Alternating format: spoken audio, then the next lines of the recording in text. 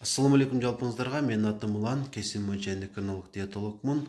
ЗОП боюнча маалымат бермекчимин. Анткени түшүнбөсүздөр өтө эле көп экен.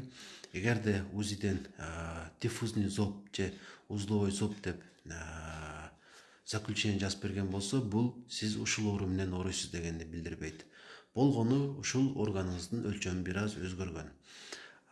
Туура диагноз коюу үчүн албетте эндокринологко барыш керек болот. Ал зарыл болгон гормондорго анализ тапшыртып, ошонун натыйжасында гана диагноз коюп берет. Ал кайсы анализ десеңиз, ТТГ, Т4 свободный, Т3 свободный, антитела КТПО, антитела КТГ деген ушундай анализдер бар. Ушул анализдерди тапшыртып гана сизге туура диагноз коюп берет.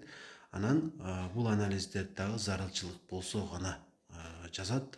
Анткени көп учурда бул анализдерди тапшырганга дагы муктаждык жок. Кайсы учурда муктаждык бар, оорунун белгилери сизде көрүнсө. Негизи ЗОП деп айтылганы менен өтө көп. Анын дагы түрлөрү, мисалы гипотиреоз, гипертиреоз, эндемический ЗОП, анан дагы тиреоидит деп коет. Ушундай түрлөрү бар. Ар биринин жеке өзгөчөлүктөрү, клиникалык белгилери бар. Мен эң жөнөкөй 3 белгини айтам. Эгер сизде ушул белгилер катталса, демек балким анализ тапшырганга муктаждык бар. Себеп сизде жүрөгүңүз сыгылып, кажалат болуп, ыйлагыңыз келе берсе, ушул муну уккан адам албетте сен бирөө окутуп койгон молдого бар дегендей айтышы мүмкүн. Ошондой болуш деле мүмкүн. Бирок ушул ЗОП оорусунун дагы белгиси болушу ыктымал. Анан дагы ЗОПтон жабыркаган адамдардын көпчүлүгү өтө шүкчөөл болуп калышат. Ушунун натыйжасында дагы ЗОП деп биз тыянак чыгара алабыз.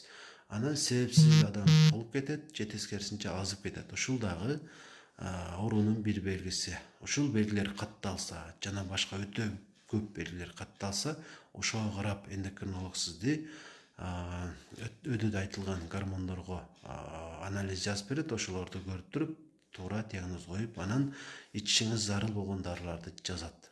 Ага чейин эч нерсе ичүүгө болбойт. Бака койдурганы барганда кереги жок. Ал сизге плацебо эффект деп коет. Ошондой гана жардам бериши мүмкүн, бирок эч кандай клиникалык жакшылануу сизде байкалбайт. Анан дагы йодомарин тууралуу. Эгерде ошол заключенияга карап туруп эле, УЗИнин жыйынтыгына карап эле, йодомарин ичкенге шашылыштын кереги жок. Анын дагы ичкенге муктаждык болгон учурлар бар. Тескерисинче аны ичкенде зыян тийгизип коюшу мүмкүн. Ошондуктан дарыгердин сунушусуз муну ичүүгө дагы шашылбаңыздар. Негизинен ушулар.